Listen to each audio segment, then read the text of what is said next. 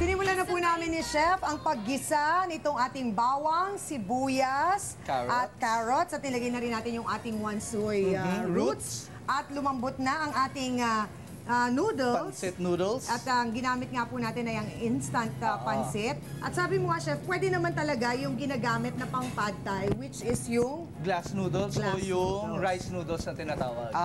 So pagka ganun din, pareho lang din yung prosesong ginawa natin. Parehas lang ang proseso niya. So ngayon ilalagay na natin ang ating toge, gigisa na natin. At susunod na dyan ay... Tapos niyan, ang bango ng wansoy roots. Bango, Sabi mo diba? nga ang wansoy, love it or hate it yan. Oo, ganun ang relasyon nila ng wansoy. Pero ako, I love wansoy. Pero yung iba ayaw talaga na, amoy lang, ayaw ko na. Naku, ito paalala sa mga estudyante, ha? Sa mga nagtatrabaho din sa opisina. Alam niyo po ba na merong 290 calories pala? Oh my God, ang isang pack ng instant pancit canton. At din meron din itong 30% na fats, 51% ng carbohydrate, at 10% ng protein. So, maaari mo itong ma-burn sa pagbo-ballroom dancing. Oh, I like that. Isang oras at syempre sa paglalakad ng sa loob ng 90 minutes, magagawa mo rin yan, Chef. Pero hina-hina lang sa pagkain ito dahil kapag higit po pala sa 3 beses kada linggo ang pagkain ito, kahit favorite po ninyo, nagiging delikado na po kasi masama po ito sa katawan natin na nagdudulot syempre ng MSG. At ang cost per serving nitong gagawin natin 25 pesos, Chef. Titignan ko mabuti kasi baka masunog yung iyong itlog. Meron ginagamit natin yung powder, yung ating instant na pancit canton. Alam niyo naman na nagpapasarap sa pad thai ay yung merong itlog na masarap. So ilalagay na ang ating chicken. And then, ating pancit. Ibubuhos lang ang ating noodles. Yung mani, mga Mars, pwedeng ihalo nyo na dito. Pwede rin namang hatiin ninyo yung kalahati ay pang ibabaw. Ika nga, para meron tayong, sabi mo nga, maganda sa plating. Ay, oo. Parang meron, yung binibigay nun, meron siyang texture na crispy. Ay, sorry, Chef. Na texture ng mani. Okay. And nutty na lasa. Then, asukal. Asukal pa din.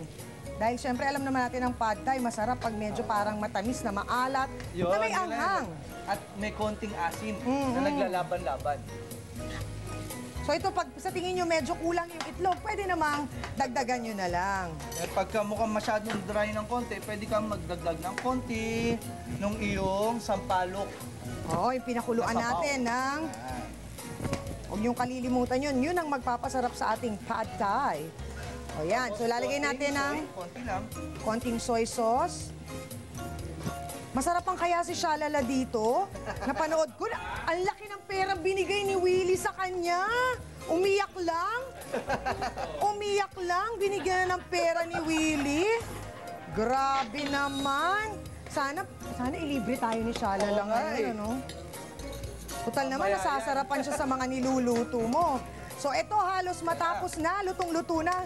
Kailangan lang bantayin ninyo yung repolyo na talagang sige chef, haluin mo na yan na mabuti dahil perfect talaga ito sa mga estudyante ang kanilang simpleng ulam maging masarap at masustansya pa. Kaya tawagin na natin ang ating mga ka-club. Eto na, ang ating finished product. Ang bilis nyo naman. Grabe talaga kayo. Eto na, at malalaman natin kung ano ang hatol ng bayan sa napakasarap natin. Where is the plate, Florence? You wash the plates first. Oh my gosh. We have to dig in. Get it. Kayo naman, para kayong mga alagain na Serve talaga. Eto na. Ayan, ako pa nagpupunas. Paborito ko yan. Pasit ka nito. Magkano binigay sa'yo ni Willie? Naku, 10. 10? Bakit parang masama pa loob mo? Natalo kami. Natalo kayo. Matapos yung 1 oras na punta, ha? Oo nga, napanood ko. Naku mga Mars, caring niyo po ito gawin. Thank you. Tandaan lang, hatid po namin sa inyo mga recipe at tips para sa mga wais na misis. At syempre, huwag niyong kalilimutan din na ang simpleng instant pancit canton na ito naging charap-charap na dish, hindi ba? So perfect na perfect talaga yan. Hindi lang sa mga estudyante, kundi para na rin sa buong pamilya. At kayo mga Mars, meron din ba kayong ordinaryong pagkain na nilalagyan ninyo ng twist? Pwede niyo yung i-share sa amin sa official Facebook account namin. I-type nyo lang ang www.facebook.com/goodmorningclubtv5 at click ang like button sa bandang taas ng aming page. At mga kapatid, siguraduhin lang na may nakalagay na official ang ilalike ninyong page. O chef, patikim nga. Come on, let's twist. Grabe. Let's Balita twist sa and balita. shout.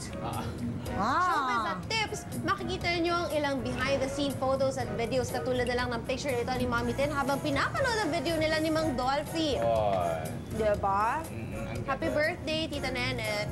Oh. At syempre, nandyan din ang picture ko. Talaga, kasama si Chef habang nagluluto ng kare-kare. Last Friday ito. Charap-charap naman. Kaya mga Mars, i-share nyo lang sa amin ang mga recipe nyo, ha? At syempre, dahil kapag napili po namin ang inyong recipe, makakatanggap din po kayo ng regalo mula sa amin. O, ano pang inaantay nyo? I-like nyo na kami sa aming Facebook. At ngayon, balik muna tayo sa balitaan. Uy, tira nyo si Paolo. Tsaka si Nyora Chiki. O, magbalita muna kayo. Ito, masarap talaga, Forced diet. promise. Kaya Paolo, forced diet, ha? The keep recipe I like.